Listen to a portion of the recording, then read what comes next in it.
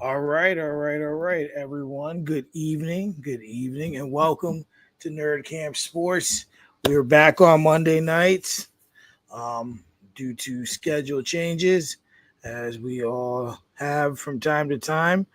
I'm Mike Williams. We got Raja Anthony Ali here, and I'm sure R&B will be joining us shortly. How are you tonight, my brother? Man, I'm excited. Happy Monday to everybody.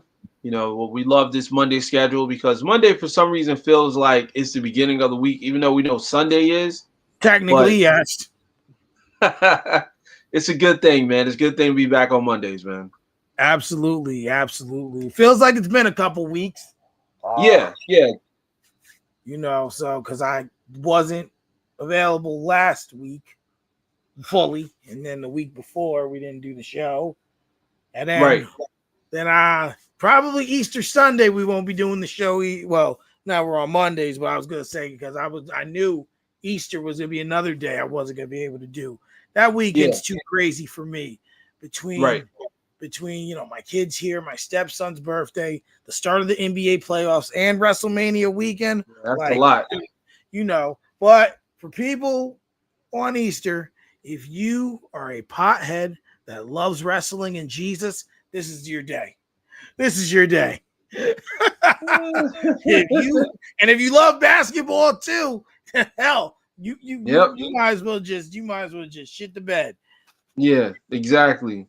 Absolutely. So we're gonna get right into it with a hot topic, a topic me and you debate about quite a bit, but seems like it's not gonna go away. So we just gonna No. start off with it. Nikola Jokic. Nikola Jokic has been on a tear as of late Yes. himself.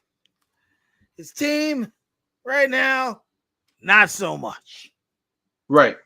So the other day, I believe you I think it was you sent a video of Shaq on what's inside the NBA. Yes. I don't know how recent that video is, Hmm. but they were talking about Shaq was talking about the dominance and how he would pretty much eat Nikola Jokic alive, like prime Shaq, pretty much was saying how he would eat him alive if Yeah. they were playing in the same era. Right. So here's what I take away. Here's what I take away from that. My opinion, Hmm. Shaq's and it's hard when you're um comparing eras always, right? Right. So a lot of my greatest players I usually use with what I've seen with my own eyes. It's no Hmm. disrespect to other players, but it's what I've seen with my own eyes. And of course, there's some players you haven't seen, you got to give credit to. Kareem Yeah. Abdul Jabbar. We see the Right. accolades, we know what he's Right. done. Will Chamberlain, yeah, but we know how different and how much really easier the game was for him because he was bigger than everyone. There was none of the rules that made you have to utilize skills, in my opinion. Right. In my Yeah. opinion. Bill Russell, yeah, arguably, but we know that there was like 8 teams at that time. So there was always things. To me, the 90s and the 2000s, and you probably put the 80s in there, were probably the three that 30 years is probably the three most competitive, in my Right. opinion. In my Yeah. opinion, from what I've seen and what I've researched and have studied. We studied Hmm. magic. I wasn't alive. Well, I was alive, but I wasn't watching, right? You Right. know, like that. We studied magic. We studied Bird, Hmm. but I can say that I seen Shaq. Yeah. So when for me, when I look at it, this debate, prime Shaq versus prime Joker. Mm-hmm. I'll put it. I'm gonna even, and I thought about this before. I kind of feel like splitting it here because if you put the Joker in that era, Shaq would eat him alive. A lot of centers would, only because of the physicality. Joker's Right. a physical player. Right. He's more of a finesse player. But Yeah. if you're to take Shaq and put him in this era, would he still be dominant? I believe so. But Okay. I believe Joker could get an upper hand on Shaq because he's a finesse player. Because Shaq needed to be down low to do what he did. Right. He's got to come out that paint, or you're gonna switch on to a guy you can't guard. So Yeah. when I'm looking at all time centers, for me, it's still gonna be Shaq, Okay. Kareem, Elijah Wan, those guys. Yeah. Now, I'm not saying the Joker can't ever get there. For me, I think my biggest thing is sometimes I have an issue with change, and the game has changed. Yeah. So now Joker's pushing a different envelope, and all I think he really needs to really get into that same space is he's Mm-hmm. got to win a couple more rings. And it's not just about rings, but when you look at the end of someone's career, that's an important accolade. It is. Yeah. Of It is. course. So I mean, I don't think I think, like I said, in that era, Shaq. This era, Joker. Right. Because really they don't fit one another's eras, if that makes sense. Yeah. It makes perfect sense what you're saying. So what's your takeaway from that? Well, okay, we got to look at it from different perspectives, right? We got to look at it from how are you um how are you viewing this? Like, are you viewing this as a one-on-one, or are you viewing this as a team success thing? I Because if I, you're I yeah, look I typically look at things, Raj, in team form. Because okay, like, yeah, 1v1 is cool, what have you. Like we're all on that. I yeah, had a comment in here. Shaq in his prime was a problem.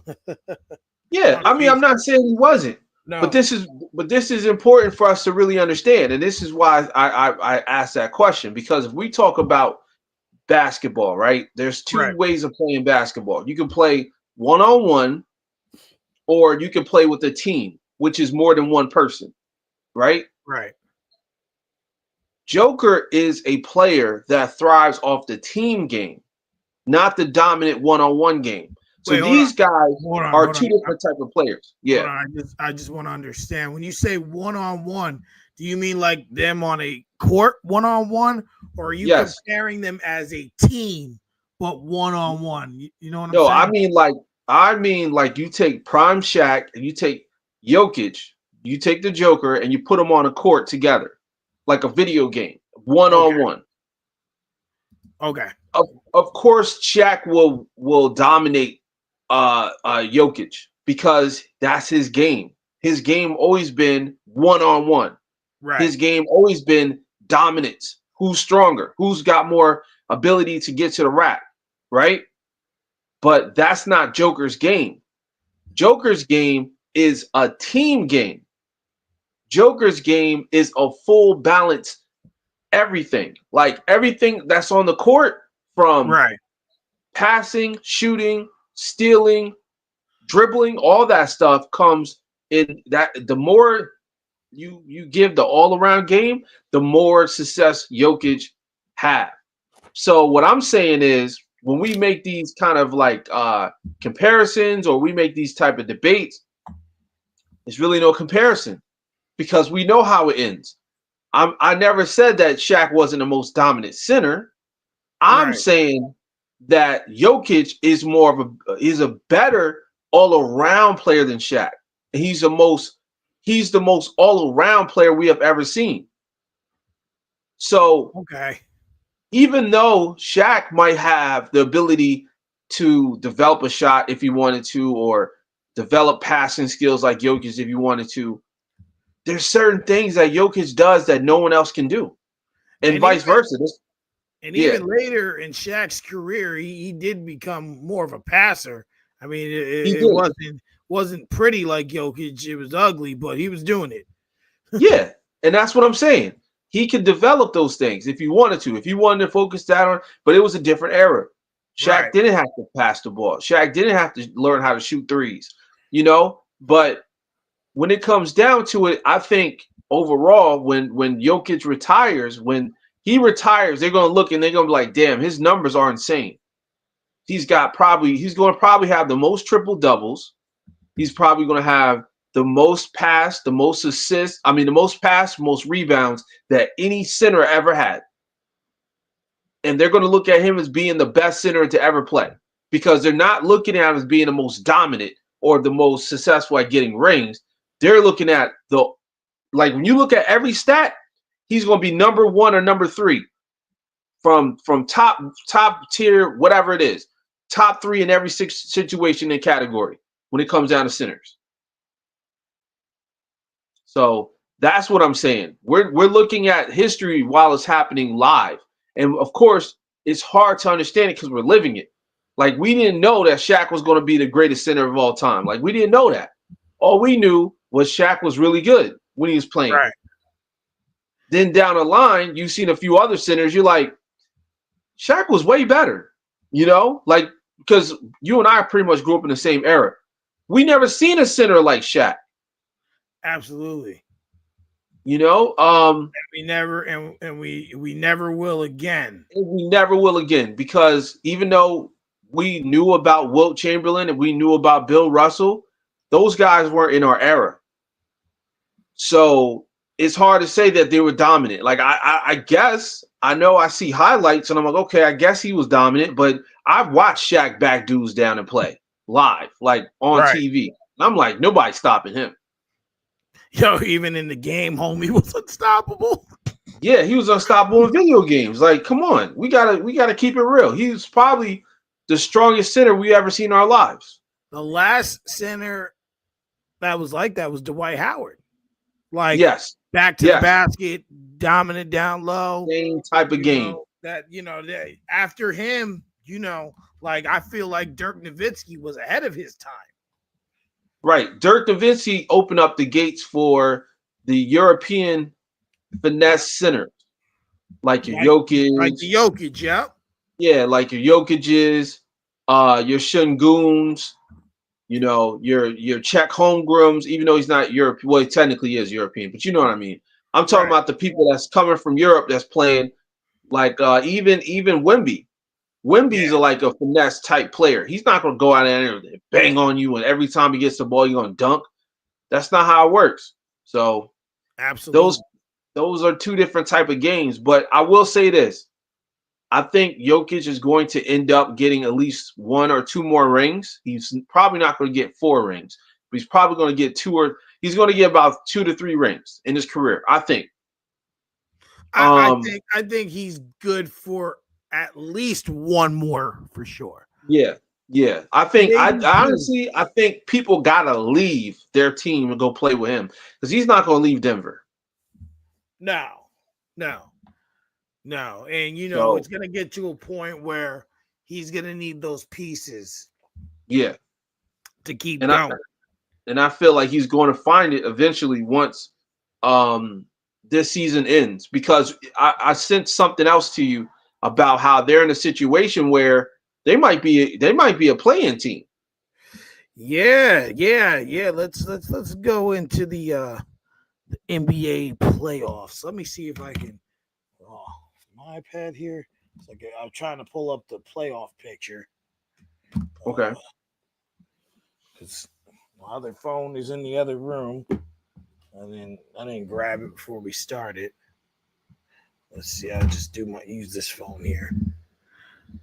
My sister-in-law's in the comments. She said she had lunch with Patrick Ewing once. Yeah. That's And dope. Patrick Ewing, you know what else about Patrick Ewing? he was another finesse player. Even though he was dominant, he had a great jump shot. Absolutely. NBA playoff picture. Oh, bracket, whatever. All right, so let's see. Here we are, loading up now. So right now, we're looking at OKC 1, Yep.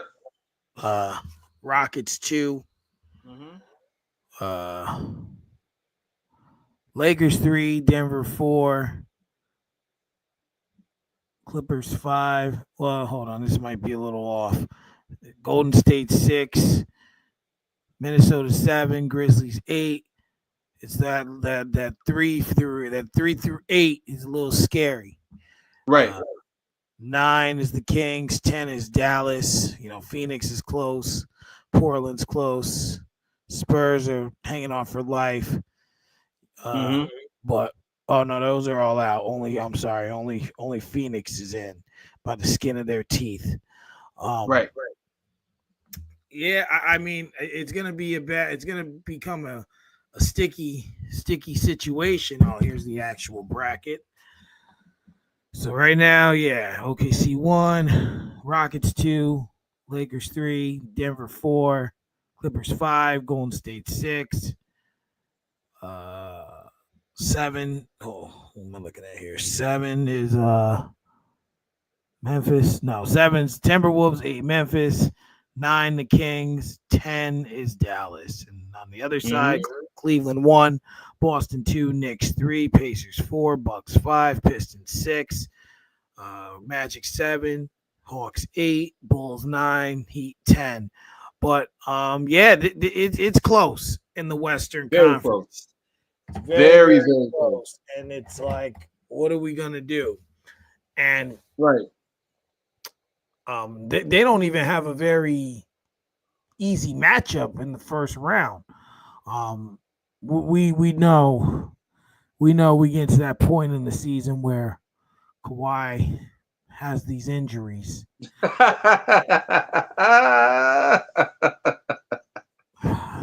Just like, bro, you're killing me. Or because he wasn't injured. Remember, Mike, he wasn't injured. He decided he didn't want to play anymore. Just like, I'm done. One game, 31 points. I'm still waiting to hear what was the injury. That happened like 3 years ago. That was like 3 years ago, but we watched it, Mike. We watched it. Dude just dropped 30 the night before. He said, I'm done. We was texting through that whole game. And then all of a sudden, like, nah, I'm good. I'm done. I'm done. I dropped 30. I'm good. I just want to play one game. Oh, yeah. My gosh. It was so bad because it's like when you think about the greatness of Kawhi, it's like there's so many endless stories. Like he could have been the next Jordan. Chill. I believe that if he would have won the championship with the Clippers and won MVP, yeah, he'd have been the first one to win one technically, like on the how can I put this? I mean, yeah, where Toronto is, it's east, but really it's in another country. So, like, bro, you would have won in like 3 different parts of the world. Like Texas is south, technically, right? Yeah. And then you won one on the west. You would have won one on the west and won one out of the country. Like, bro. Yeah, you would have been in 3 different teams, 3 different franchises. You won MVPs. You won your championship. He would have been the first to do that. He would have been the first player in history, I believe, to win 3 MVPs and 3 championships on different teams. Like, of course, you say Robert Horry, but he was never an MVP. Right. Well, so yeah, he would have been the first to win 3 titles and 3 MVPs on each team. Well, actually, no, LeBron, right? Yeah, but hold on. Well, had he have LeBron's done it, but it would have depending on the timing. Like if he would have done it like right after he went because I Yeah. think LeBron has done it, but if he would have Yeah, did it LeBron did it. right after, like that year after he left Toronto and went to the Clippers, Yeah. it would have been him. Yeah. And that's what I'm saying. But he just completely just whisked his whole career away. He was like, I'm good. I don't even want to even do that. But I will say shout out to the Toronto Raptors. They picked him at the right time in the right place because he got that championship and got the hell up out of there. But at least Toronto got one after all those years. 25 years in the league. To get one is huge because think about it. The Knicks haven't won since the 60s. Damn.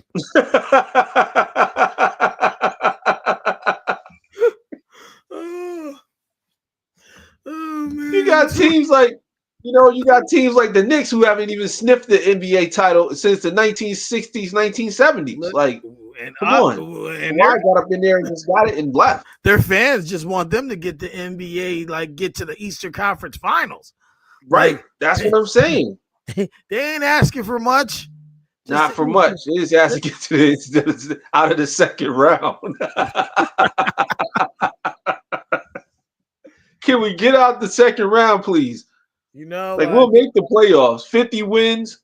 Shout out to the Knicks, man. They doing their thing. I hope everybody stay healthy. I low key feel bad for Tom Thibodeau because I know they're gonna fire him after this season. He gonna get another job. He gonna get another job. I know he's getting fired. He gonna get fired right after the playoffs because he runs his like. I like the guy, I really do. I think Tibbs is a really good coach, but not for veterans. Nah, he's a coach for young people. Like he should be coaching college.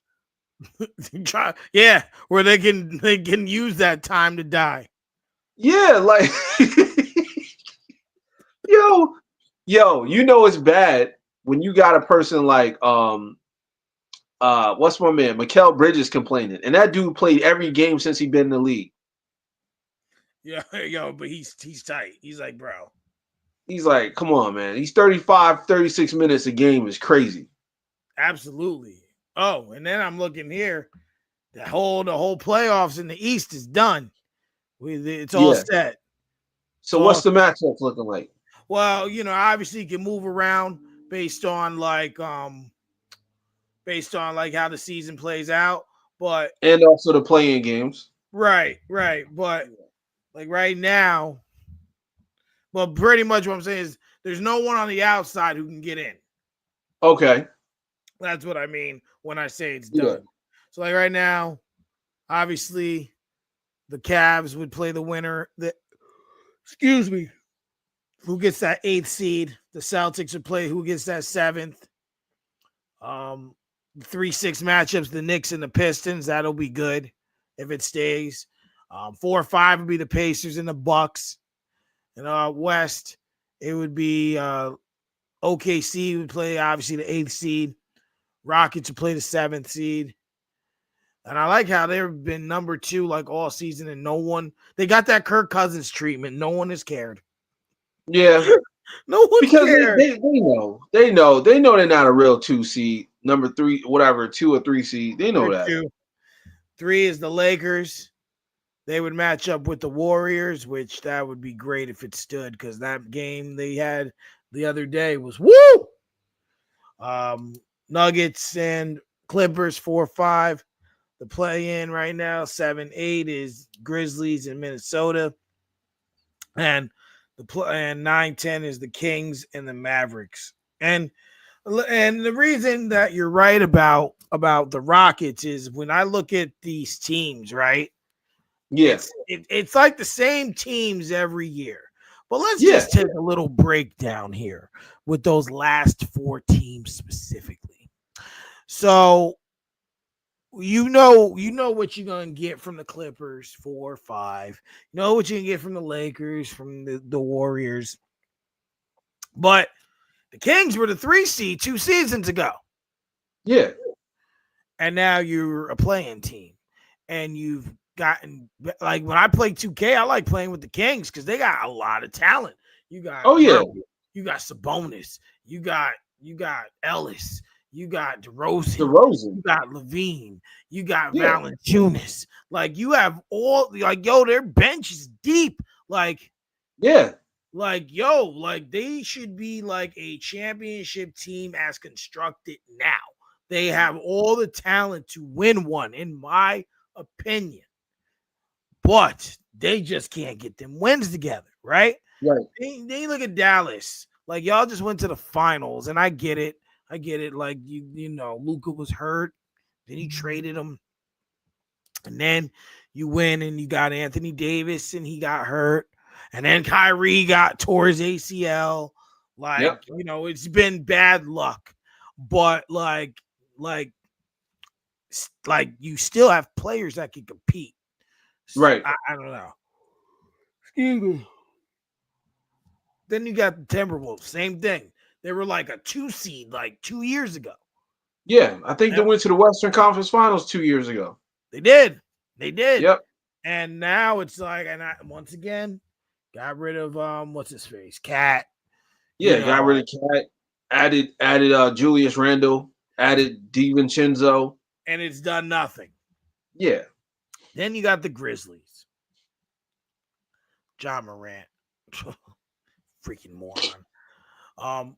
You know, like at the start of this season, they were high on the list. They were playing very well, and then like it was like, okay, that's good enough. Like, and then they fired their coach in the middle of the season. Well, almost towards the end of the season. yes, I did see that. Taylor Jenkins got fired 2 weeks ago, a week ago. So when I look at this, that's 4 teams that really could shape how the season goes. Like, Right. um, and it's bad. I mean, but shout out to the Warriors trading for Jimmy Butler, gave them a resurgence to have them look good again or somewhat good. You know, um, Clippers are still in the mix. Nuggets are still Right. there. But I'm looking at this playoff seeding, and we looking at what the Lakers are doing, and when they made that trade, I think it was ESPN or someone else that said that they could go number 2. They can go to the Western Conference Finals. And I'll tell you, Austin Reeves has stepped into a role to be Oh another yeah. to be another piece.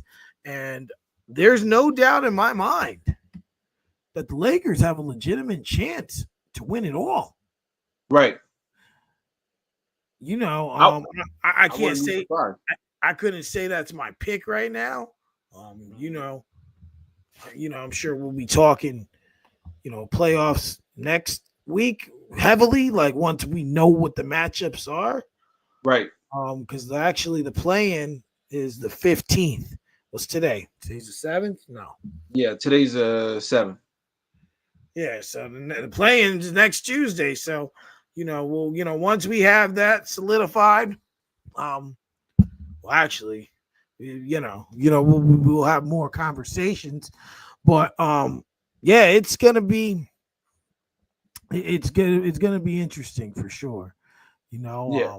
Once again, other players are sneaking on a tear. Giannis has been like in elite form out of nowhere. Like, dude's been like on freaking fire. Like, Giannis, calm down, bro. Who hurt you, bro? Like, like Exactly. and we know what OKC brings to the table. And we see what they do.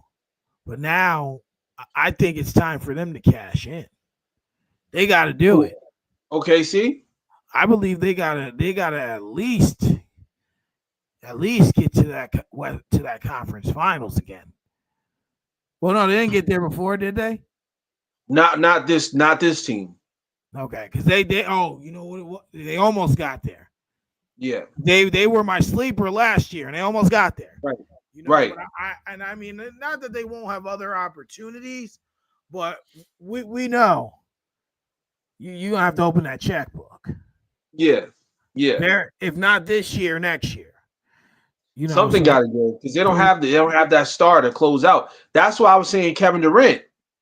Remember how we had this conversation? I was saying they need that closer. I get it. Shea's the guy. Shea's the guy. But when it comes down to playoffs and when it comes down to winning situations, all you gotta do is lock Shea down, and it's a wrap. You need that second guy. You need that second tier of scoring. I mean, what's his name? Jalen Williams. Oh, there's two of them, isn't there? Yeah, there's like three of them on the team, I believe. But Like, the how's one that with the even Braves, I don't know. That's crazy. They drafted the same dude, like the same name.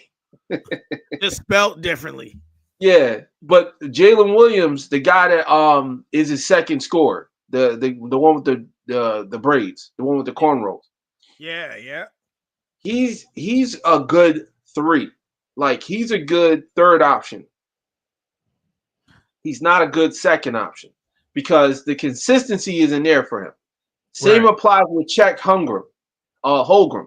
Chet Holmgren is not a center that can potentially stop somebody. He's just really good at timing, block shots and scoring.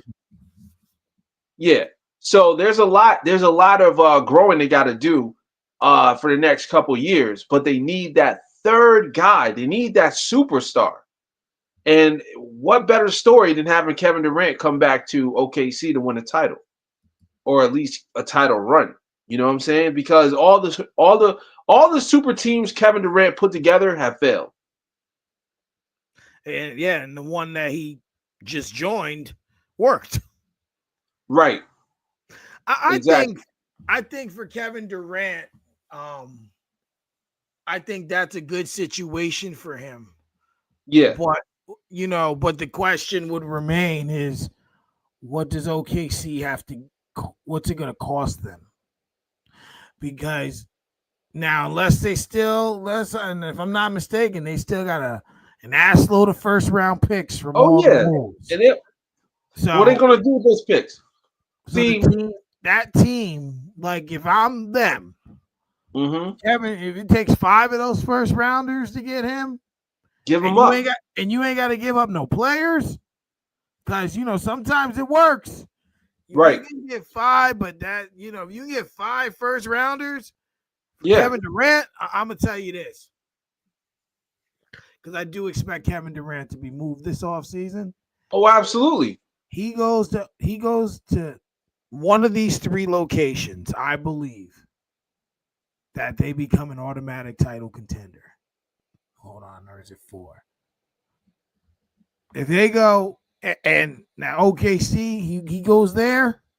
Yeah, I believe they can win it all, especially if they ain't got to give up no players, because they have the draft capital to sacrifice. Right. Yep. 2, it's a long shot, but I heard the Lakers speculations out there. It don't matter in what way, shape, or form. Somehow, some way, if the Lakers and Pelinka get Kevin Durant there alongside LeBron and Luka, and anything less than an NBA championship's a failure automatically. Right. Automatically. San Antonio, if everyone comes back healthy, I do believe that KD, and that's another rumored location for him. KD, Victor Wembanyama, Fox. I do believe they would get I do believe Kevin Durant would bring in some other players to help them. Right. And I do believe that they would be a good piece for them. You already know what the last one is. Going back to his father, the light-skinned assassin. No, I like how they set up right now. No, I think it's perfect for them. And there may be a couple other teams out there, he could slide onto, but those teams I feel like and actually, I'm sorry, there's one more. Depending on what they had to give up and how it worked out, I think he'd be a great addition to Sacramento as well. Only considering the amount of talent they have. They have enough to win now. But, with them, they probably ain't got the draft capital. So they're going to have to give up some of those pieces. Right?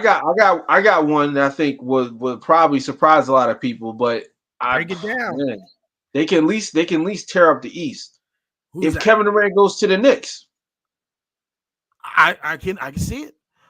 if you But trade Mikal Bridges, and I hate to say this, but if you trade OG Anunoby, and I love OG, I think OG's a secret weapon. If you trade away Kevin, Mikal and OG, and maybe a draft capital, some like first rounds, you have now three of the best position players on one team. You have one, well, in the East, excuse me, in the East, I should say. Let me right. let me correct myself. You got the best point guard in the East, Jalen Brunson. You got the best small forward in the East. I know people gonna be mad I'm saying this, but he can't. Come on, Kevin Durant's Kevin Durant. He's better than Jason Tatum.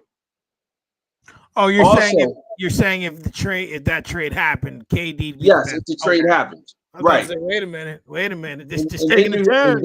and then you have the best power forward in the East. You got Cat. So you got three top, arguably top three best players in one conference On one team. on one team. Yeah. You see, like you got to look at it like who's going to beat them if they go up against them in the playoff situation, everybody healthy. In the East, we're just talking the East or in general? Yeah, I'm just saying strictly the East. I don't think they're going to win the chip Um, because there's too much going on in the West, but I think they can get to the finals. the only two teams who can compete against that is Cleveland because they have the size to deal with Cat, Okay. and just respectfully, be on a good night, like because we know what this team can do on a bad night is the Celtics. If the Celtics are having a shooting night where they're hitting everything, they're like Yeah. impossible to beat. But if they're Which but if they're bad, like looking like the Krusty Krab, because like there's nights I see Jason Tatum, you missing threes, bro, and you still hoisting them. You're still trying. 4 of 13, bro. Find other ways to be Exactly. effective. See, and that's the thing. That's why I think they'll win at least the East because when you look at how Kevin Durant plays in situations like that, he's not forcing the shots. He's going to find his spot. He's going to find his rhythm, and he's going to get 20 to 30. Cat, same type. He's going to find his spot. If he's not shooting well, he's going to rebound. If he's not rebounding well, he's going to, he's going to pass. He's going to find a way to get the team involved. Right. Nobody can. Now, as far as the depth, of course, Boston got it. Boston got probably the most deepest team in the league.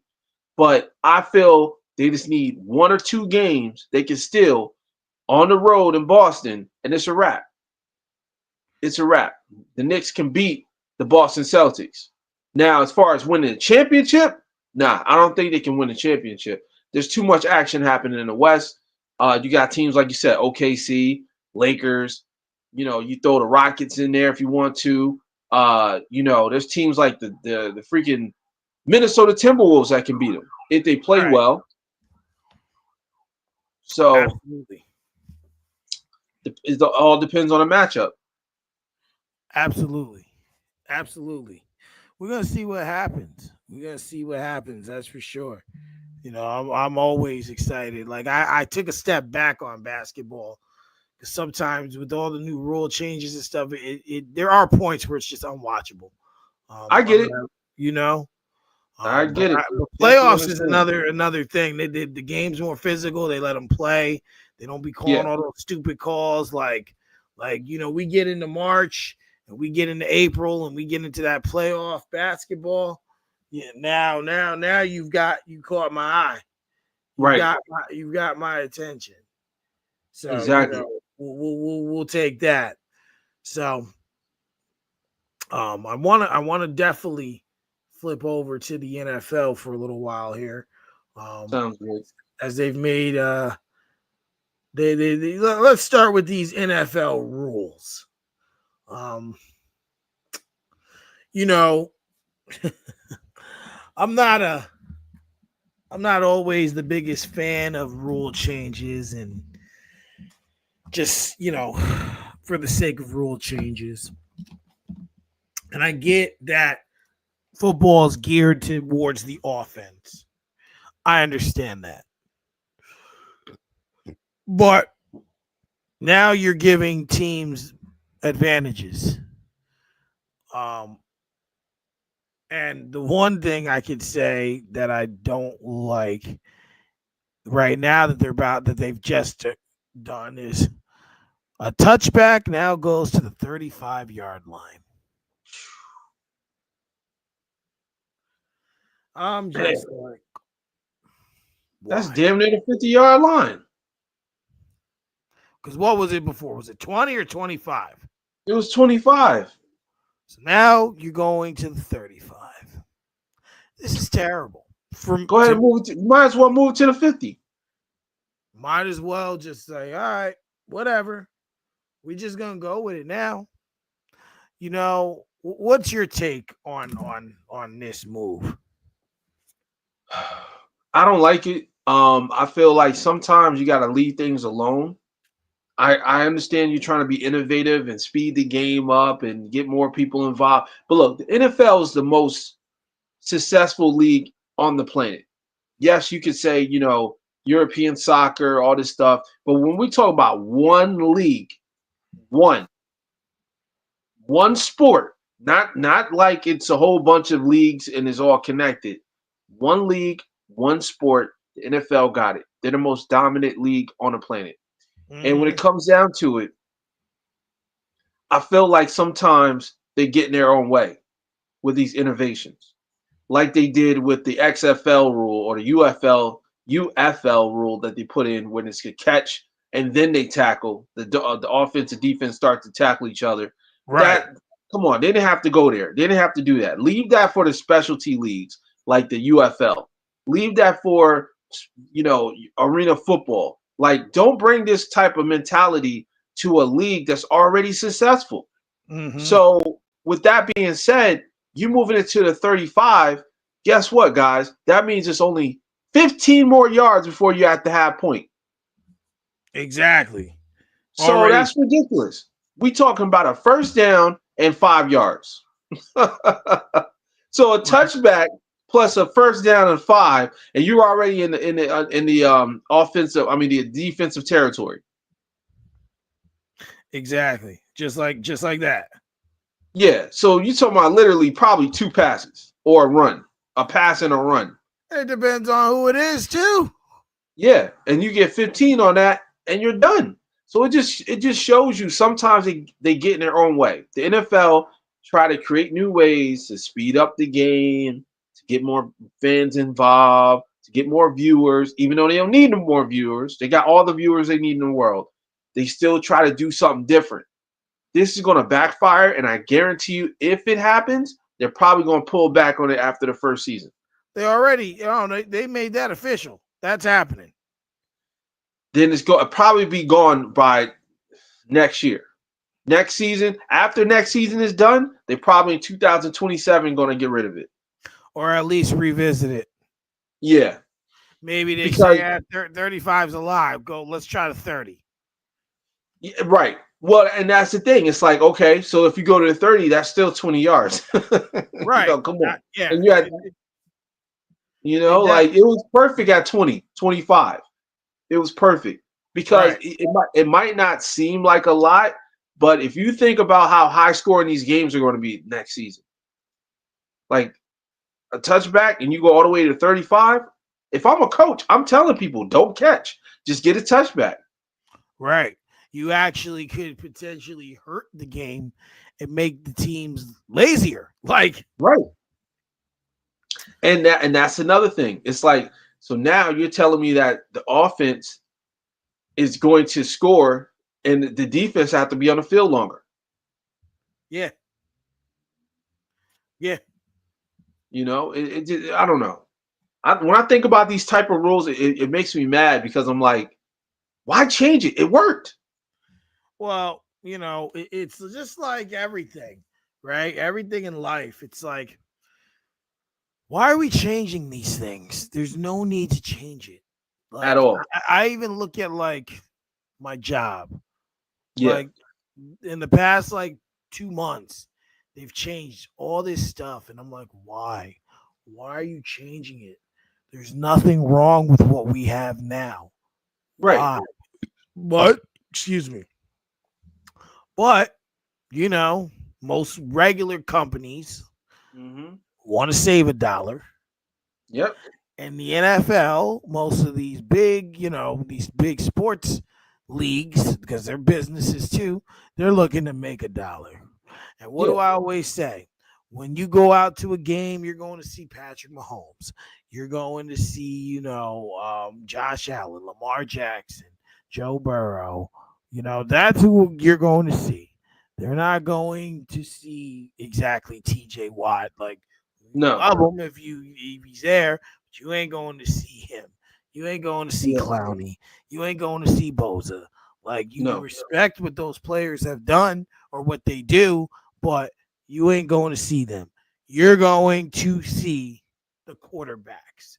So, Yeah. what do they want on the field more? The quarterbacks. What do they want to see more of? Scoring. So, Right. they're just going to go in that direction. That direction. This is aggravating. As if you didn't change enough already and make the game corny. Like, I hate the new kickoff rule. I hate it. That's what I'm saying. It's silly. It looks silly. Like, they look stupid. You just waiting. You just sitting there waiting, and then they catch it, and then you run. Yeah. It's ridiculous. And they're already at like the 30. Yeah, and it's already now they have the 30, so you move them up about what 20 yards, 10 yards, Exactly. depending on where their offense is set and their defense is set, because they now have them waiting. I think 5 or 6 yards behind or ahead. I don't know. Anyway, point is, it's going to look stupid. Damn near, they're going to be damn near at the 50-yard line. The defense is going to be at the Exactly. 50. So yeah, Exactly. man, it's ridiculous. Well, let's talk about the next rule. Both teams will get a possession in overtime now Oh God. in the regular season. What about playoffs? Sudden death? Nah, it's the same as it is now, which is First one to like score a touchdown, right? nah, like okay, like how it works is in the playoffs. If you go down and score a touchdown, the game's over. Right. But if you go down and kick a field goal, the other team gets a chance to possess the ball. The way this sounds, from what I read, was like if the team goes and scores a touchdown, the other team can match a touchdown, then it's a sudden death. I don't like this. I don't like it either. And then they Um, and then they were also debating about making the playoffs like another quarter, like another 15 minutes. Because it was 15, then they changed it to 10. They wanted to put it back to 15, but then passed and staying at 10. This is just like, these teams really just want a lot. They want a lot of help from the league. Now, I get it. When you get to overtime, 60 minutes, 60 minutes had happened. You've played, you're beat up, you're busted up, but it's just like, and you're tired. right. But it's like, come on, man. Why would we extend the game? Why would we extend the game even longer? I if you ask me, I think the best way to approach it is do it like they do in the NBA. Just go ahead and just run the clock out. Put an extra 5 minutes up. Whoever gets the ball gets the ball. Whoever loses the possession loses the possession. You score fast, if you score slow, you got 5 minutes. Yeah, but Game over. I think they don't want to do that because it implicates more ties. And that's something, like I don't know about you, but man, tie really irks my nerves. I mean, I get that, and you know what? Maybe in that situation, the team will get close enough to get a field goal, and then everyone's happy. You know what I'm Right. saying? Like they'll find a way to win the game. Like we're gonna run it. We're gonna keep running that 5 minute quarter until someone scores and the other person does it. Right.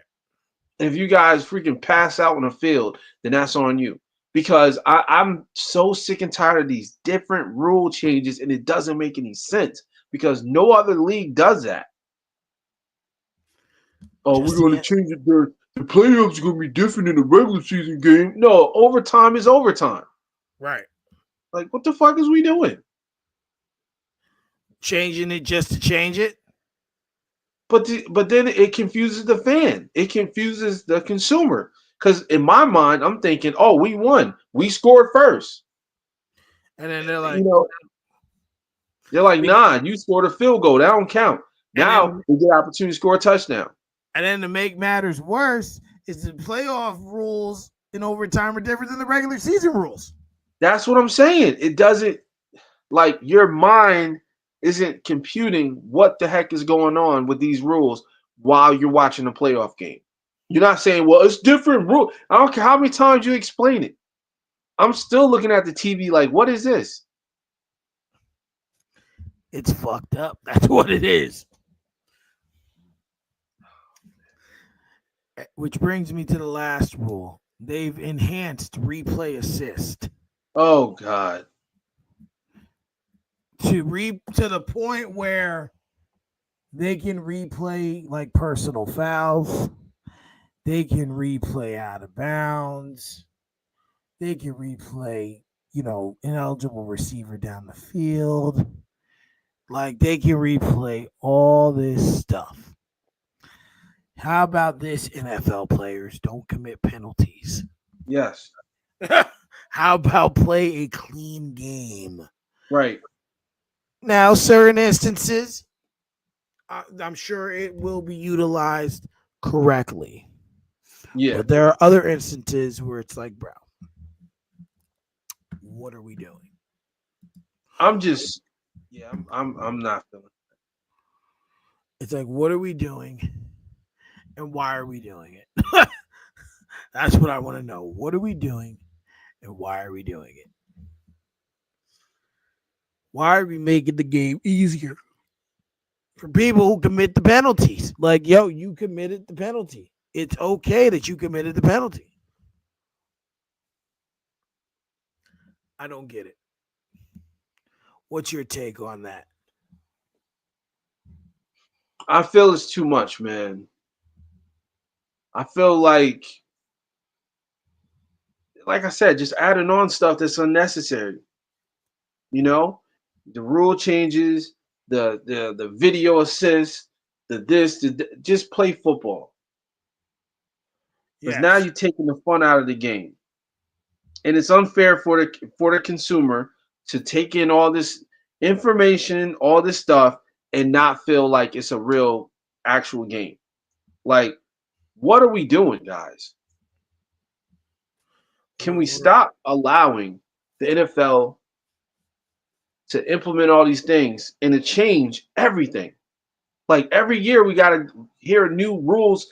Oh, we gotta remember they had that rule. Well, not a rule, but they had that I think it was by like some type of like IBM assist where they basically brought out the chain and they say, yeah. okay, well, now we know if the balls are first down or not.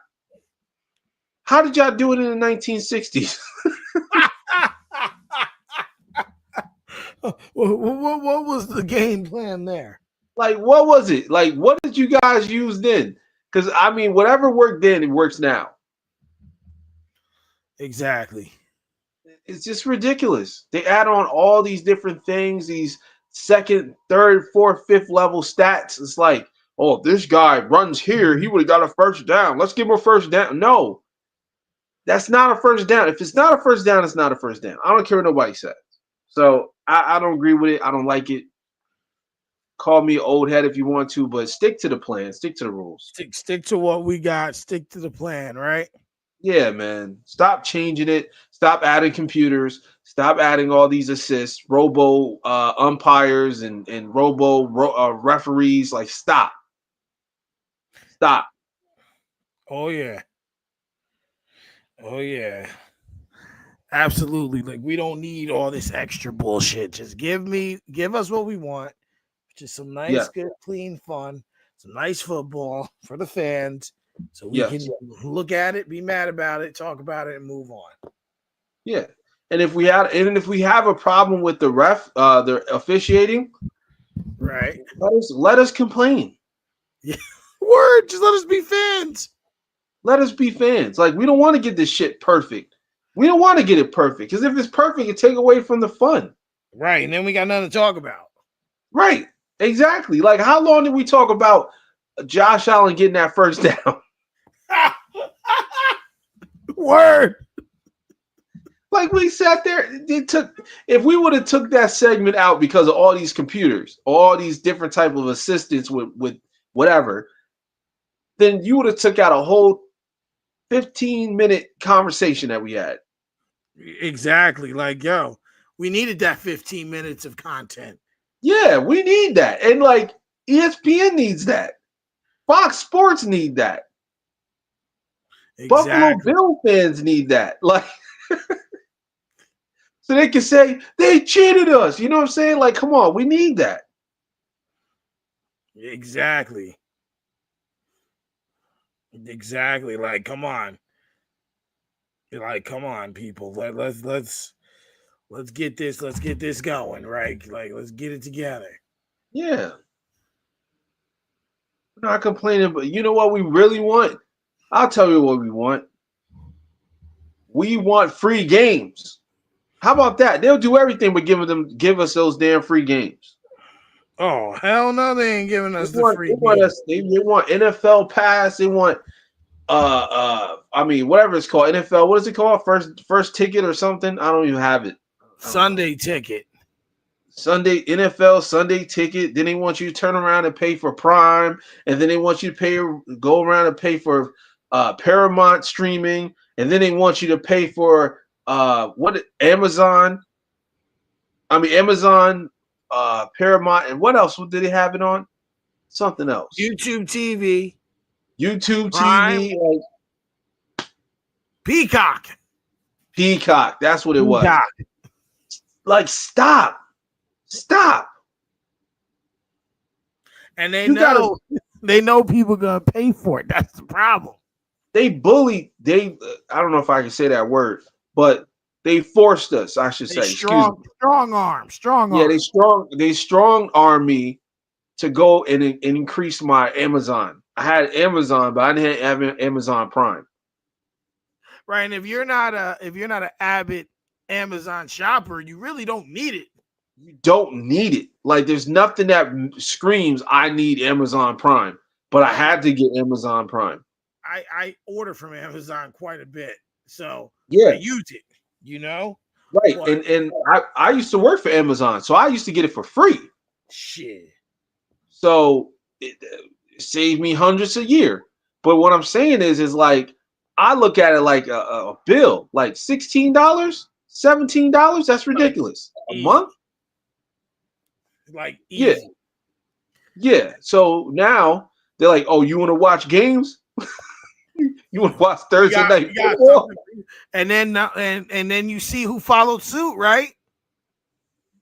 Yeah. The NBA. Yeah, they had to, and it's funny because like I'm even looking at how the MLB is doing it, and they're doing it with Apple. But see, Apple doesn't have the same type of volume that Amazon Prime have. Yeah. So they might be making a switch too. Well, but it don't even matter who you're using. Like right now, wrestling's on my TV. It's on Netflix. Yeah. It's on Netflix. Right. WWE. Yeah. You know? So like when you start thinking about it, like we're gonna be spread out. Yeah, we're spread out. We're buying into all the streaming services that they sold us, and there's nothing we can do about it. Nope. There's not. All we can do is just complain, like I always do. I'm always complaining, but I'm paying for it. You know how it goes. Just like I say, just deal. Just we gotta learn to deal with it. Unfortunately, Right. so the NFL draft is on the way. Yeah. And obviously we know who the big names are. But I was watching NFL Live earlier, and they were talking about Shador Sanders. Yes. I've heard a lot of mixed reports that he's hurt his draft stock and that he could drop. Some believe he would drop into the second round. I don't foresee that. But if somehow at 21 he's still there, Pittsburgh take him. But we know Cam Ward's probably going overall number 1. Number 2 is Cleveland. You think he's going to go number 1? That's who? Cam Ward? Yeah. The Titans seem to have worked out with him. And from what I've read, is it's gone well, and they've liked him. Okay. So that's just my thought. They haven't confirmed or denied it, but that's what it seems. That's what seems to be the call. That seems who they like. That fits for their system. Okay. Cleveland at 2, they need a quarterback. The Giants at 3, they need a quarterback. Right. So Cam Ward, Travis Hunter's a name that comes up a lot. And then you have Shador Sanders. Let's just hypothetically say those are the top 3, right? Okay. How do you see those 3 guys panning out? Hold on, let me pull up the mock draft real quick. But I'm gonna just say this. Regardless where they end up, regardless how we feel, I hope that they end up in the right places. Because how many times have we witnessed good players go to bad situations and just kind of just die? All the time. So yeah, we watch it happen every single season. So yeah, you mentioned Cam Ward, you mentioned Travis Hunter, Shador Sanders. There's Abdul Carter. Oh yeah. Mason Graham, top 5.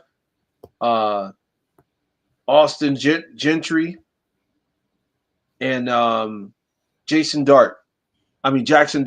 Okay, so here's the thing. Shador Sanders, regardless of his draft stock, what people think his draft stock is, right? He's going top 2. So you think if he doesn't go to the Titans, he's going to Cleveland? I have a feeling he's going to the Titans, yeah. Like my gut says Titans. Cam Ward, he's top 2 as well. I think he's going to go probably to Cleveland.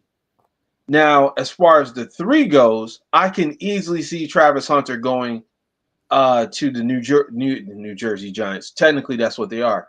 But the New York Giants, because, see, the New York Giants, they already got their 2 quarterbacks they love. Right. For this season. And I don't think they're looking for another. I think right now they're probably going to look for a wide receiver or a cornerback. They need that defense and they need their offense to be taken care of. So I don't see them drafting Shador. I think that if they draft Cam Ward, that's like leaving a Lamborghini in your driveway or your garage. Right. Like you're not driving it. You're just sitting there. It looks pretty, but you haven't even gone anywhere with it. So to make a long story short, I hope that, and I hate to say this, I hope that Shador Sanders go number 1. Hope he goes to the Tennessee Titans. And I hope that Cam Ward goes either 2 or 3. I mean, goes 2, which is the Cleveland Browns. He gets that time he can play. Excuse me. And then of course Travis Hunter go 3. See, I'm just gonna Not saying that it can't happen that they don't change their mind, but I think Titans are going to take Cam Ward. Um, I'm just basing that off of like reports and what I've read. Yeah. I think Sanders is setting himself. If he goes to the Browns, he's gonna be in a tough situation. You're gonna walk into that division with some of the elite. Yeah. And you got all the elite quarterbacks there too. I mean, you think about it. You got not just Lamar and Burrow. You got Allen there. Jesus, Patrick Mahomes. I mean, we don't know what Bo Nix is going to bring to the table because he showed he can be that dude. Like he showed he's the guy. They got the right guy. Right. You know, so when I look at that for Sanders, it's going to be an acclamation, but he definitely is a guy who could come in and win games for you, right? Yeah. So when you look at that and you look at the totality of that, it's going to be tough for him. But I think he's going to go two. Travis Hunter, you said that they need a wide receiver and a quarterback, and he can address both of those. Right. But we know that that's a dangerous game, playing on both sides of the ball. Absolutely. You're obviously on for more plays if you're utilized that way. You're absolutely more susceptible to injury if you do that as well. So, but it would address both of those. My only reservations with the Giants are the same reservations I've had for years. They keep trying to band-aid the issues by getting guys who can help them score points. But if you do not address your offensive line and your defense, what do you have? You have the same thing that you've always had. You're not you're not you had they've had the same type of offensive line since they won those Super Bowls. Swiss cheese. Right. Yeah. There is a reason why Eli Manning has the season with the most interceptions in NFL history, because the offensive line couldn't protect him, and he couldn't get the ball or the hump under each throw to throw a successful pass or to even throw a successful incompletion.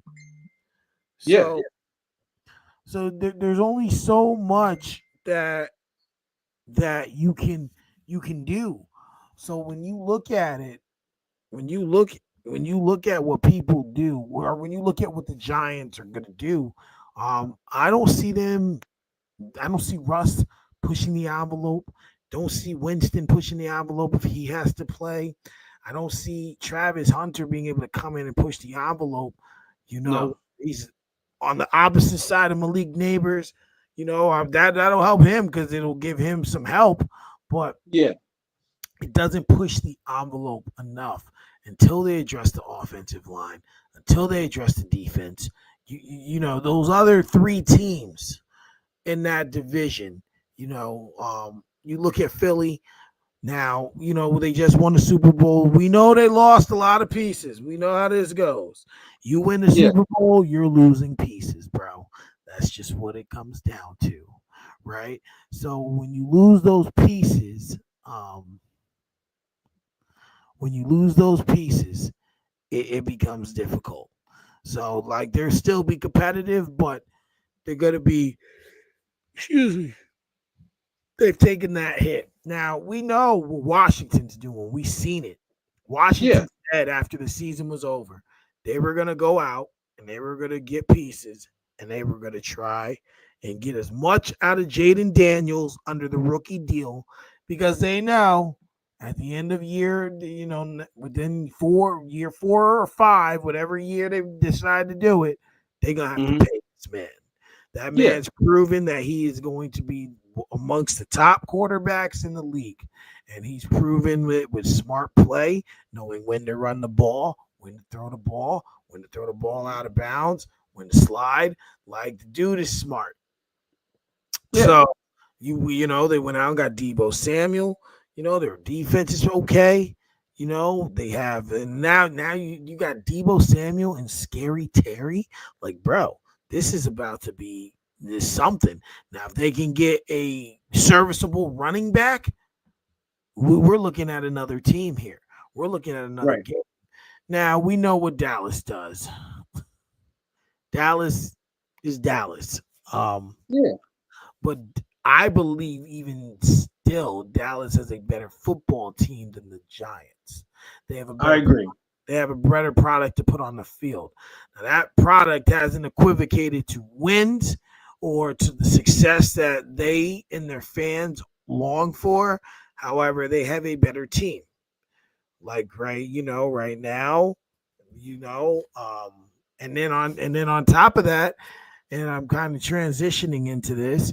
Dallas Cowboys just made a trade for Joe Milton, Yes, and the that future. tells that tells me a couple things. As the Raiders, the Steelers, and the Giants were also in on this trade. Joe Milton came in last year, and he showed he's supposed to be a starter, or at least given an opportunity to start with Yeah, like one game, and that's impressive. Um, so Dallas is prepared to let Prescott walk, right. or to cut him, or to trade him, to whatever you see it. But there is a scenario now, a real life scenario, where Dak Prescott is not the quarterback of the Dallas Cowboys. Right. So now you look at, and I'm still tying this with the Giants. You look at the Giants, and you look at now a team, because we know when a new quarterback comes in, it uplifts the team, right? Look at when Yeah. Romo went down, 10 years ago or whatever now, and then Dak came in. They look like a different offense. They look resurged. They look like a fresh, energized team. Right. The same thing is going to happen when this guy comes in my opinion. It's going to be refreshed, resurged. They're going to feel like lightning out of a bottle, right? Because for that same reason, that it's the same thing. You got a new face, a new scheme, you got new things to do. It's exciting, and it's ways to make it work. And I do believe that after this season, I'm gonna say 70%. I think Dak Prescott is on a new team next season. Because don't get it twisted.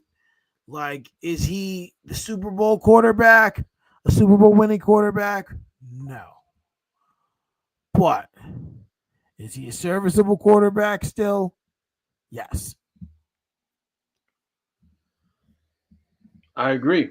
I definitely agree. And I think at this point, Dallas have been kicking this can down the road for almost a decade, I believe, right? A decade or more. Right. Um, Dak has been a pretty mid quarterback. At most. Nothing too flashy, nothing too crazy. Just a solid quarterback that you can depend on for regular season games, not playoff games.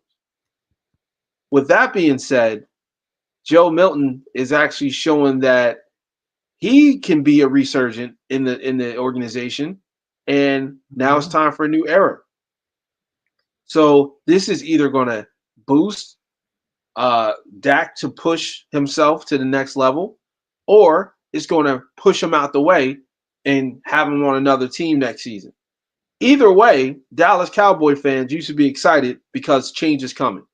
Um, and I feel for fans like that because they're America's quote unquote America's team, right? Yes. Uh, and a lot of people pretty much put so much spotlight on that team that it's like it's almost impossible to miss them. So at this point, if you move Dak along and have a new quarterback there, that it's going to feel like a whole brand new team.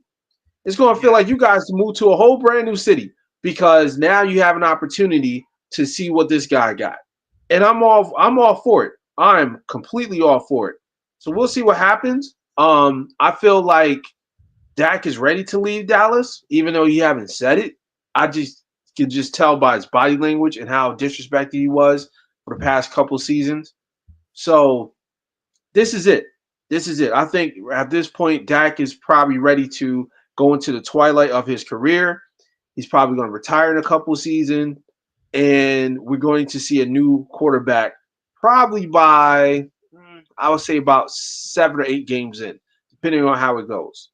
So we're not even giving them a full season. I already know they're going to switch quarterbacks because the first bad loss they get, they're going to call for Dak's head. Yeah, I mean that's what it's coming to. Um, I believe that Dak Prescott, and it's sad because whether you love him or hate him, there's been some seasons where he looked like, damn, you could win a Super Bowl with the way you're playing, but then Yeah, you just fail. Um, it's pretty wild. yeah, exactly. So last NFL topic, and then we're gonna switch back to the NBA. Okay. Um, Kansas City wants to be a mainstay on Christmas Day. What are your thoughts on that? Um, man, the fact that they're the fact that they're strong arming, the you know, NFL fans to watch or choose, I should say, excuse me, either NBA games or NFL games is just beyond me. Because I grew up in an era where we watched NBA games on Christmas Day. Right. Now, fast forward to 2025, or 2024, excuse me, and we're watching Christmas games with the NFL. So it kind of pushes you in a direction where it's like, yeah, this might be it because the numbers said it all. And I love what Kansas City did on Christmas. So with all that being said, I'm all for it. I hate to admit it because I'm an NBA guy. I love the NBA, even though I watch a lot of NFL football all through the whole entire season. But I truly love what the NFL did with Christmas games. And to see Patrick Mahomes out there tossing a pigskin, either with Kelsey or not, it's going to be fun for the next few years because we know we're going to see an entertaining game, and we know we're going to see a game that's going to be worth at least watching on Christmas Day. So I look forward to it, and I hope they do actually pull this off. Um, I'm not against it, but I'm looking at it from the father perspective. Like, bro, do y'all like y'all kids? uh, Do y'all like y'all families? Like, you know what I'm saying? Like, do yeah, y'all like even care about your families? Like, you don't want to be with your families on Christmas. You want to be right. out. Like I look at it like who was it that said it? Was it Jay-Z or Kevin Hart? Maybe they were talking to each other on this podcast about Mm-hmm. like how their family, like to me and you see Jay-Z in the street, he's Jay-Z. He's Hove. He's a Yeah, rapper, entrepreneur, he's businessman. But when he goes home, he's Sean Carter, right? right. When Kevin Hart is the comedian, but at home he's Kevin Hart, the husband, the father, Yeah, the father. Yep. and things like that. So like for me, like I understand that sometimes work dictates your life. Yeah, But especially when you're a public figure. right, but when it comes to like Christmas and stuff, do you really want to play every year? Like you want to sacrifice that every year? Like every year you're saying fuck them kids. Like literally. Like, and that ain't even to be funny or foul, but that's what you saying.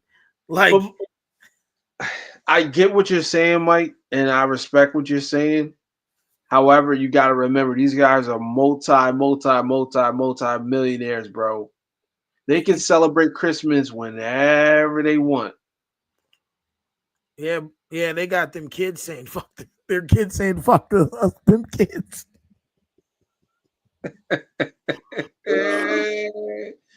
And see, that's what I'm saying. It's like you gotta look at it like this. If I'm making Patrick Mahomes money, right? Right.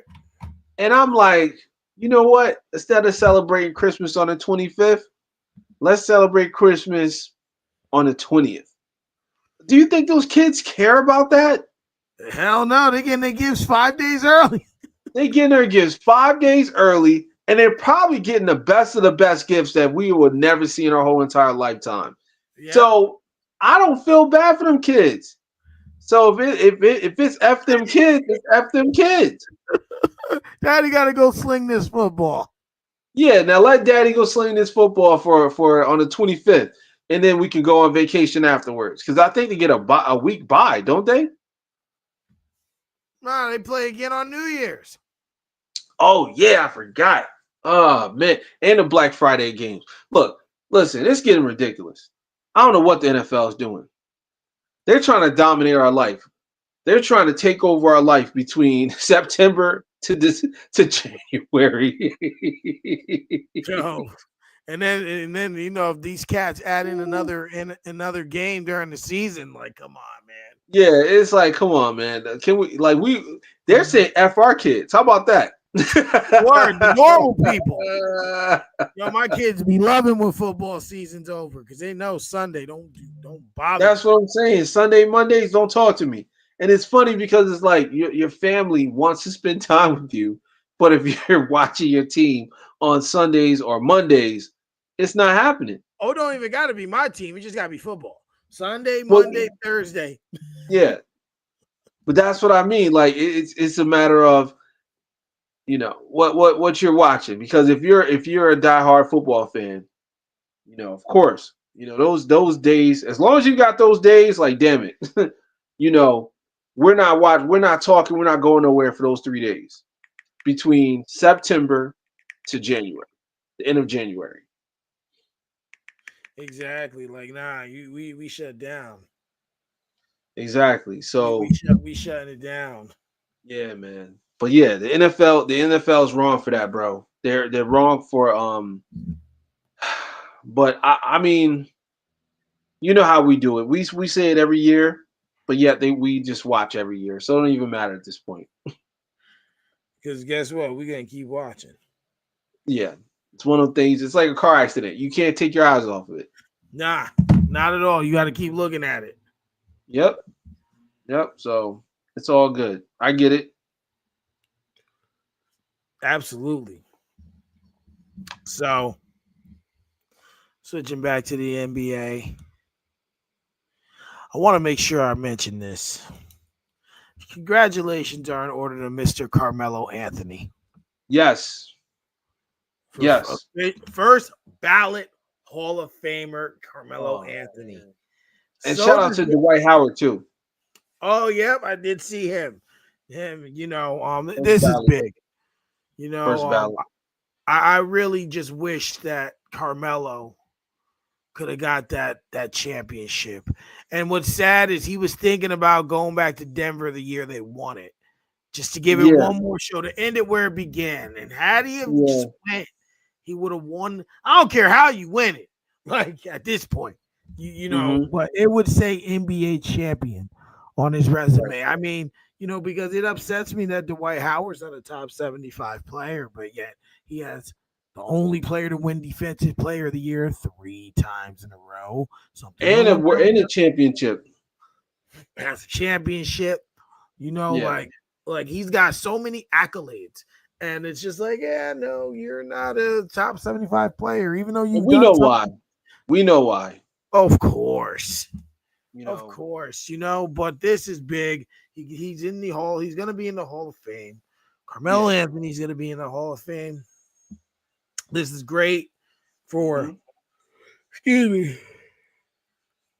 great for NBA, to see Carmelo Anthony get some flowers. Yeah. Definitely great to see, because Carmelo's a top 75 player, right? Oh, absolutely. All right. As long as they ain't trying to play him, because that's a lot of players. I don't remember them all. Yeah, I don't remember them all either, but they definitely played a lot of players. Kyrie missed the list. Dwight Howard missed the list. There was a few others on the list. I'm like, okay, all right, I see what y'all doing. Yeah, But like Damian Lillard should not have been on that list. That's one name. nah, it's too early for that. Maybe top 100, but But the top thing is, 75, he it's too early. doesn't have any accolades, no MVPs, no titles. Like he doesn't really have anything there that I can put him mean, there. well, it's two things. I think the first thing is he led a franchise for over a decade. Right. Right? So I think you got to give him credit for that. Plus, he was a multiple time All Star. Plus, first team all NBA first team multiple times. So you can really can't throw everything out with it. But I do understand what you're saying. Like, there's no significance in what I mean. He's been to the Western Conference Finals, I think, twice. If my Yeah. memory serves me correct. So there's some things up there. It's just not like championship worthy. You know what I'm saying? Like you can't say What I mean is compared to other players who missed is what I'm yeah. I saying. and I and I don't think she should be there. That's all I'm right. saying. No, Or I get it, there are and I agree. certain players who made contributions without championships. Guys Yeah, like Karl Malone, yeah. basketball wise. Guys like Yep. John Stockton. Stockton. Jesus, Um, I just had another one. you Um, can you can throw in Allen Iverson. You Allen know, Iverson. there's Had a few another others. Gary Payton. I mean, Well, he got one. that is true. I always forget about that Heat title, that Gary Yeah, Payton. That's what we call it, the Gary Payton. yeah. I mean, there's a few, but what's the name? T Mac. There's a few. The list goes on and on and on with those who never got a title or they got one title. Exactly. I look at it like this, and Chris Paul gonna be on that list too, by the way. Hell yeah. But see, here's the thing. Shout out to Carmelo Anthony. Shout out to Dwight Howard. I think they are the two that pretty much held it down in the golden era, the last golden era of the NBA. Yes. And I say that because, like you mentioned, Dwight Howard. I mean, you like him or love him. I mean, love him or hate him. Um, he's got accomplishments that a lot of superstars never even sniffed. Was it four-time Defensive Player of the Year? Yeah. He led his team to an NBA Finals, right, with like Jameer Nelson and Michael Petrus and these dudes that you never even heard of before, right? So Exactly. he's been a multiple time All Star. I mean, over I think what 7 or 8 time All Star, maybe 10. I don't know. I don't have it in front of me. But my point is, Dwight Howard's a Hall of Famer, a first ballot Hall of Famer, and I hate the fact that you got people like Shaq, and yes, I'm calling him out. You got people like Shaq that's in the back hating on Dwight Howard for no apparent reason. I mean, the guy doesn't owe him anything. Nope. Dwight Howard is his own man. Dwight Howard have created his own lane. He looked up to Shaq as a kid, but I feel like since he used the name Superman and it's been like, gassed up by like, other players and stuff like that and other former players, like Shaq really took offense to it. But in reality, Dwight Howard did things we never seen before. Shaq was never as dominant on the defensive end like Dwight Howard. So we Not, can't not sit here. Yeah, maybe go ahead. not for the long. Maybe not for the long period of time. Because listen, that 3 year run where they won those championships, that first three, Shaq was a bad man. Oh Like, yeah, he was definitely bad. I'm but not saying but he wasn't, but in but I'm terms talking of about 4 defensive titles. yeah, I don't think Shaq ever won one, did he? He haven't won. I don't think he won one. So we're not talking about 4 all defensive team. I'm talking about 4 defensive titles, and I think 3 of them were back to back to back. If my memory serves me correct. Who? Dwight Howard? Yeah, Dwight Howard's the only player to win three in a row. ever. Yeah, Defensive players. yeah. So I'm just pointing out how, like, and I'm not saying he wasn't, offensively limited. He was. He was very offensively limited because he was playing basically like old school basketball players. He was playing back towards the basket, dunk, rebound, dominant basketball. But that's why I'm giving him his credit, because between him and Carmelo, those guys were the last of that golden era of like that last torch to be handed down with LeBron, Kobe, that kind of era. And now we don't have dominant big men like that. They all want to shoot threes. Yeah, they ain't So trying to. yeah, and then on Carmelo, he pretty much not created, but he basically held it down for scores. Like, he's the one who showed people that, you could do a million jab steps in a shot and score 30 a night. Like, I was looking at Shea Gilgeous-Alexander the other night, right? And I think his game is smooth. He got a real smooth game. But what I don't like about his game is he reminds me a lot of James Harden. Right. He's a foul merchant, a free throw merchant. So it's like, you're telling me somebody like Melo who can get 30 a night without getting like two or going to the line 2 or 3 times. You're telling me that he's not a better scorer than Shea Gilgeous-Alexander? Come on, get out of here with that. Because Melo give you straight buckets. He's not looking to get a foul. Melo was like, the thing about Melo was he had a weird game sometimes, Yeah. right? Like, he wasn't always a prolific 3-point shooter. Like No. Denver days, he was not prolific 3-point shooter. He was more of a physical, boom. Yeah. Old school power forward. Yeah. Yeah, like he was just, and then he was tall and lanky, and then he kicked his feet out, and he was just gunning. When he got and deceptively strong. Yeah. Like he looks like he's out of shape, but he can back you down. Like even Kobe said they were asking him like who were the worst ones. He was like, he said Allen Iverson. He said Kevin Durant. He said then he said Carmelo because he was physical, and like you knew you was in for a long night with Melo. And absolutely. But then do you know who he said the worst one was? Who's that? Tracy McGrady. Oh man, because he did everything. He was like he could do everything, but he was 6'8". Like, and fast and had handle. T-Mac was. He was nasty. Like, I really wish he's another one. Was he a top 75? Yeah, I believe he was. Him and Vince Carter was 75. I believe. I hope so. Now I gotta look. Yeah, I gotta look at that list too. Because remember, they only added 25 new people.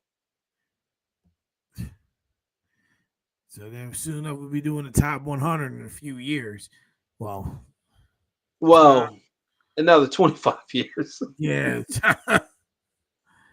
Who we got here? Let's see. Now I'm curious. Was Vince Carter and Tracy McGrady on this team? I hope so. Because the fact that Dame, and I love Dame. Dame is my dude. But you're not gonna put Dame over Kyrie. Like, Tracy McGrady is not a top 75 player. Wow. They got it in out. They got it in like out by like last name, and Tracy McGrady's not in here. Vince Carter is also not in here. Oh man. And they're Hall of Famers. Isn't that something, ladies and gentlemen? Like, you got 2 Hall of Famers that pretty much carried their franchise on their damn back. T-Mac carried the Rockets and the Magic.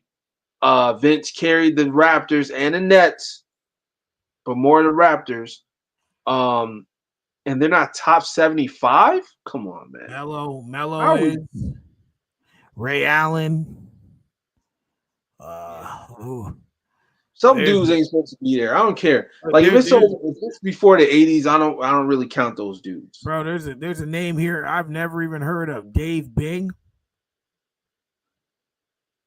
See, that's like I said, that's before the 80s.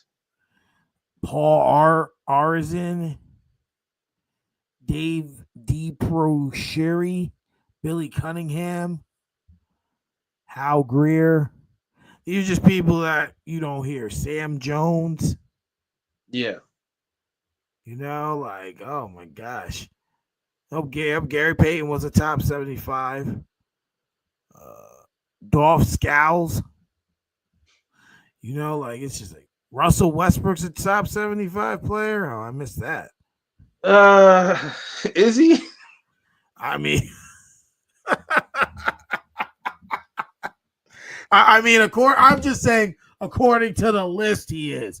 I'm not saying according to you and I, he is. Yeah, According to the I, list, I he think is.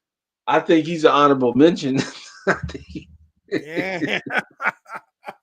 I don't think he's I think Russ is nice, but Russ haven't proved anything to me. I mean, he might have been the first in this generation to put up triple doubles and make it like a thing for the whole season. But if you look how easy these triple doubles are being distributed, like, come on, we got to take him off the list.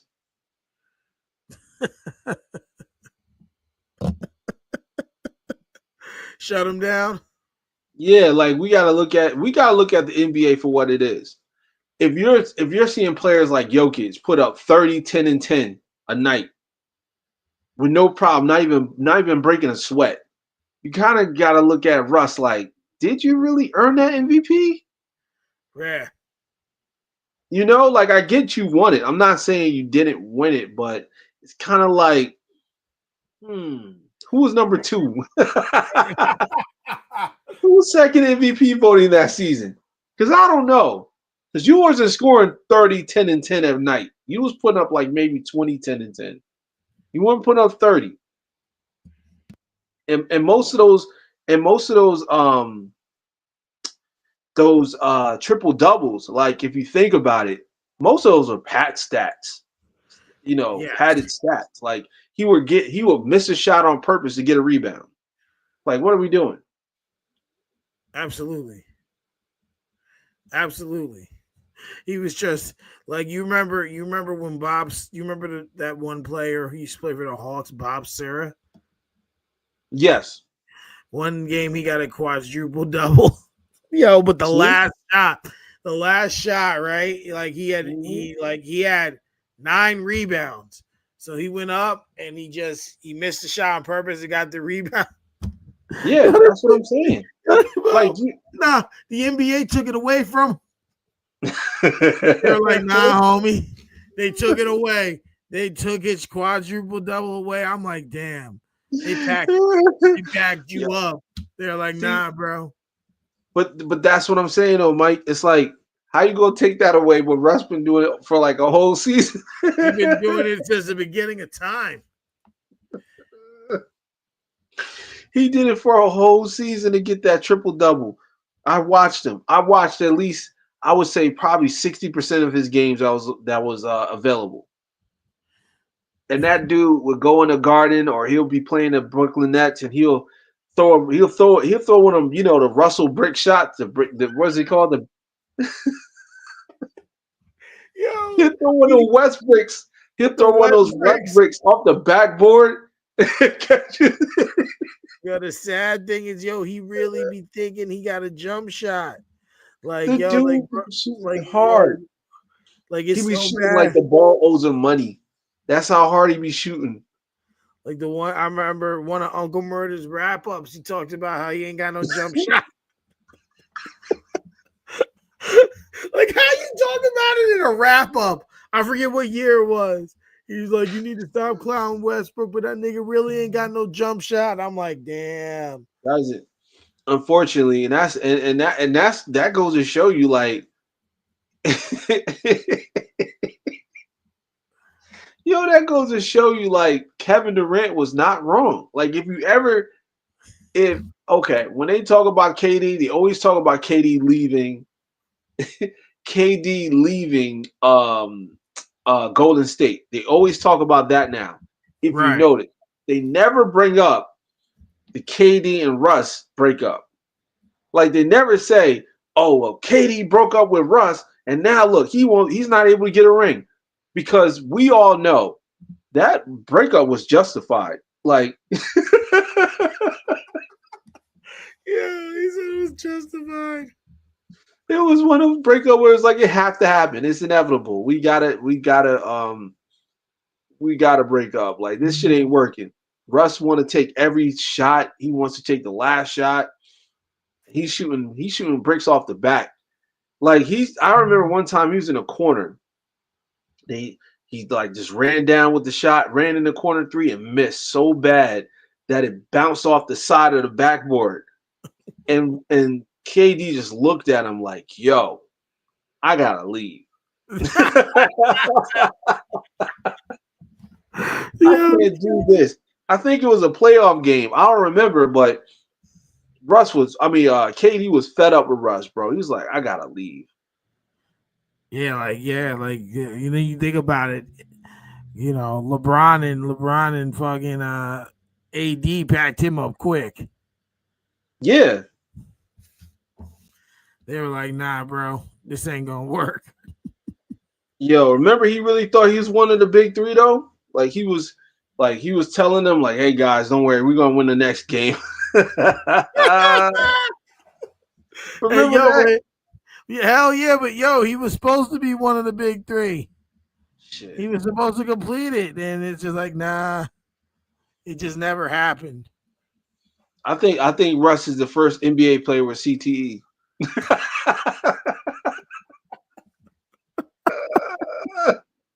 Yo. Yo, that ain't even right. It ain't wrong, but Like yo, if you look at that last Denver game he sold me on, man, I had my parlay set up perfect.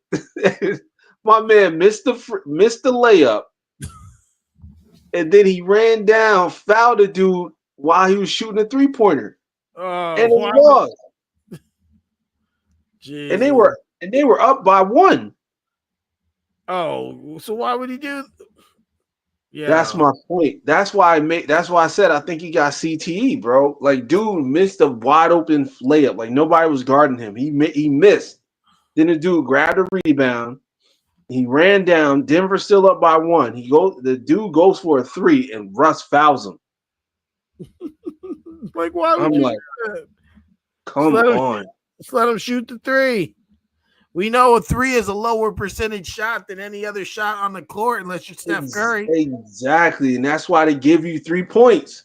Because you're not likely to make it.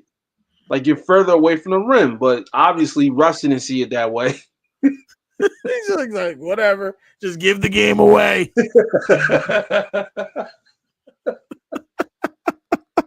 Oh man, it reminds me it reminds me of that movie Semi Pro when he tackled his own teammate. He tackles his own teammate. Oh yeah, Oh man. So he wouldn't make the shot so they'd get corn dogs.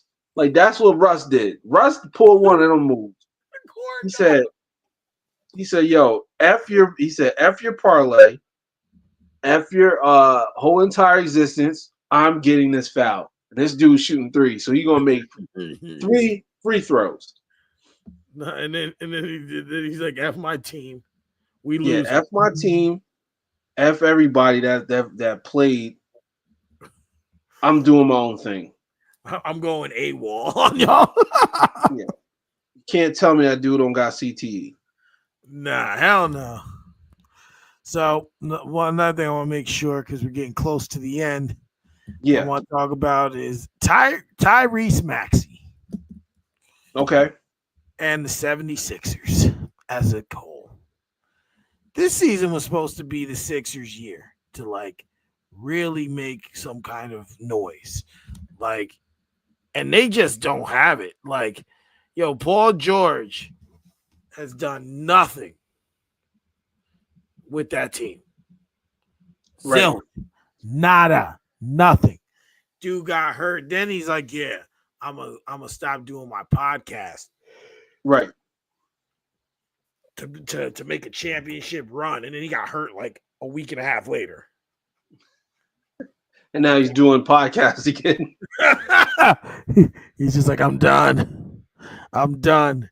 And but my thing is like, yo, now the Sixers, they're talking about trading Embiid. They're talking about trading Paul George. And Yeah. now, so what's that leave you? Like seriously, like you're done. You're done now. Like you're not doing nothing this season and probably for the foreseeable future. Like like this is bad. Real bad. I seen a meme earlier. It said Paul George has picked the Hawks as his next team to mess up. It's like, yo. It's like after the Pacers, right? After the leg break, like, yo, he was never right. Because what? Then where'd he go? He went to what? OKC, right? After that? Yeah. And then, wait, yeah. Then he went to the Clippers. And he went to the Clippers, right? And, yeah. We seen that for 5 years. He playoff P who didn't make the playoffs. Right. And then he left there, and now he's with the Sixers. And, obviously, like, we thought this was going to be good. Like, it should have been. And then this just failed. But now, talks to the Hawks, he don't push the needle there. The Hawks are a play-in team every year. Yeah. Since they went to the Eastern Conference Finals, right? Was that? Yeah. Yes. It was the Eastern Conference Finals and broke Knicks fans' fans' 3 games away. There's 3 games away from going to the finals. Yes. They beat Milwaukee game 1. I was there. He said, I was there. I was in the building. Hell yeah. I was like, they're going to the finals. And then I was in Atlanta. The whole crowd was like crazy because Giannis got hurt. Remember? Oh, yeah. And it was like, yo, we're going to the finals. Like, everyone was hyped. I was like, happy. damn. Like, damn, y'all happy a man got hurt? Like, damn. Right? It was crazy. So, now, the way I see it is like, damn, like, what are we doing here? Like, how are we, like, how the Sixers are done. They need a full-blown rebuild, and now it shows you like Doc Rivers wasn't the problem. Like he was a contributor to the problem, but he wasn't the full problem. Yeah. Like, because you was like, yeah, Nick Nurse is going to be great. Like Nick Nurse is a good coach, but I don't think he's that good no more. Nah, there's no saving. There's no saving the 76ers unless they get rid of Daryl Morey and get rid of the ownership there. Because they're already snake bitten by all the injuries. Like I'll be questioning their damn staff. Like what the hell is going on with the medical staff? Because let's look at it from this standpoint, right? Right. The 76ers, they were supposed to be the big 3 of the East. They had Joel Embiid, Tyrese Maxey, and Paul George, right? But here's what happened. Joel Embiid got really banged up before the season even started. Like he was already hurt, but his knees were like clinking together during the Olympics. So that was already cooked. That team was already cooked from the beginning. Then Paul George had 2 injuries that happened. One injury happened during the preseason game. Right. And then the second injury happened during the regular season game. And that pretty much derailed his whole entire existence with the 76ers. But with that being said, they were able to find a diamond in the rough that wears fingernail polish. His name is Jared McCain. That kid can ball. But the problem is he got hurt. He was a rookie. He was scoring like 23, 24 points a night when all those guys went down. Paul George and Joel Embiid went down. This kid stepped up as a rookie. He was scoring like 23, 24 points a night, killing it, right? So it was supposed to be the Jared McCain / Tyrese Maxey show. which I thought was going to actually really happen. But this what happened though, Mike. He got injured. Now they're in a tankathon. Literally. I'll show you. A tankathon. This, yes. This right here is tankathon.com, right? Tankathon? It's a real site? It's a real site. And see where you hit the button where it says Sim Lottery? Yeah. So hit the Sim Lottery button. And let's see who gets the number one pick. See, hit that button right there. Boom. The number one pick is the Utah Jazz. Hopefully that'll happen, but the 76ers are number 3. So they have a 42% chance of going number 1. No, top 4, and then a 10% chance overall going number 1. So I say that to say, even though the 76ers had a really horrible season this year, look on the bright side, guys. You guys get a top 3, top 4 pick. So there's nothing to really worry about. Tankathon.com will help you through all your problems for the rest of the summer. Wild. Tankathon.com. Wow. I'm done. Just try it. It's fun. Just hit the button, because that's what I've been using for my Brooklyn Nets. Just hit the button, and it shows you get the number 1 pick. Tankathon.com is wild. That is wild. And no matter how many times I try it, the Brooklyn Nets never go number 1, so it doesn't even matter. We're not. But I will say this. Either, I hope this happens, either the Washington Wizards or the 76ers get Cooper Flag. And the reason why I'm saying is because you know how wild that campaign would be for the American flag? Yeah, that'd be nuts.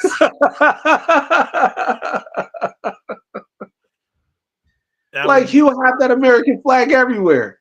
He'll have the American flag out there like Hulk Hogan back in the 80s. And Hacksaw Jim Duggan. Yo, did you hear about Hulk Hogan? No, what happened? He did like a tour around here.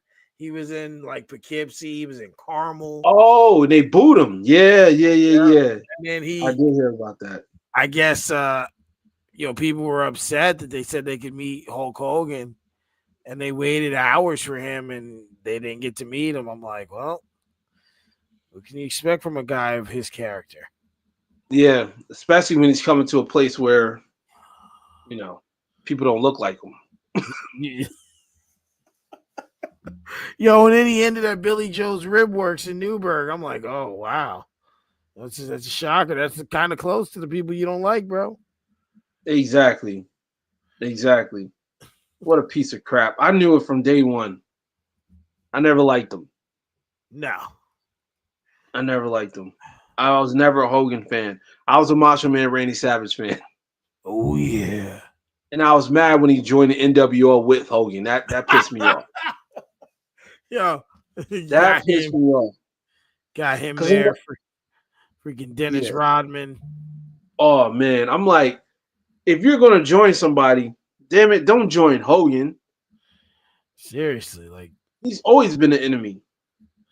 He's always been a op. For real. So, the last topic that we're going to go over, the Duke upset. Yeah. This ties back to what we were saying about the 76ers. The fact that Duke lost the way they lost, it was almost like it was a bad movie, because they haven't scored in like 8 minutes, 9 minutes of the second half.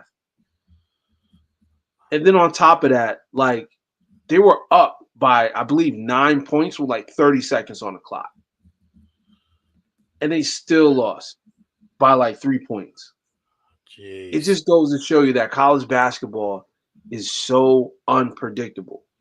And Cooper Flag was supposed to go to that national game, but unfortunately, they didn't make it. And I hate to say this, but I really feel it's going to happen. I feel like Cooper is going to go back to college. and play one more year. Oh, because he get redemption. He don't want to end it off like that. Right, right. Even though he'll make more money in the NBA, I feel like in his heart of hearts, he feels he wants to stay because he already said it. He said he wanted to play 2 years in college, Right. but I hope he doesn't do it. Well, the NBA is not going anywhere. And it is important, especially for a college player, to leave an impact. Yeah, And he has it. If he would have won that championship, we're talking we're talking a different story. We're having a different right. conversation. But a lot Exactly. of times, even professional players want to end on their own terms or on a Yeah, high note. Like yeah, you look at a guy, like we didn't talk about him today, but I think Aaron Rodgers wants to end off on a higher note than how he left with the Jets. hmm Um, you know, I would like to think a guy like Kirk Cousins would like to kind of get into that upper echelon of a higher note. So we have to look at these things and just say, like, oh, well, we got to get to where we're going. yeah. We got to get to where we're going. And and he's gotta, that's a sucky way to lose. It is. That's like the worst possible way you could lose. So I think Duke's always in the top tier, upper echelon of whoever, of every season, and that's what they're gonna do. And that's what they're gonna continue to do. They're gonna Yeah, continue to be great. They're a great program. They're phenomenal. Always making sure that they have the top players, and all the top players want to go there and play. So hmm it sucks in that regard for the basketball fan. But Duke's gonna do what Duke's gonna do, and I think they'll be right back where they belong next season. I hope so. I really do. I really hope they do. And we'll see. We'll see what happens. I think he'll, like I said, he'll benefit from just staying if he wants to. But for the sake of a fan of the NBA, I would love to see him go to a team like the 76ers or go to a team like the Washington Wizards so he can be the all-American flag for for that team. You know what I'm saying? Like that campaign and of course those two teams are going to be terrible next year too. But to prolong it and to delay it, I think it's best if I think it's best for him just to go to the draft, man. Be number one. Absolutely, Yeah. absolutely. Well, we're right about at the 2 hour mark. So before we get out of here, is there anything else you would like to cover? No, that's it. That's it, man. Appreciate everybody being on the show. And thank you guys for, being patient with us with the time as well. So appreciate you guys. Absolutely. Soon we'll be directly on the COC network. We won't be on the live stream anymore. And we're just trying to figure everything out, trying to get some more stuff going. We'll be here next week, Monday night, 7 p.m. Everyone have a good week. Stay up, stay positive, stay prosperous, and we'll see you next week. Peace. Peace.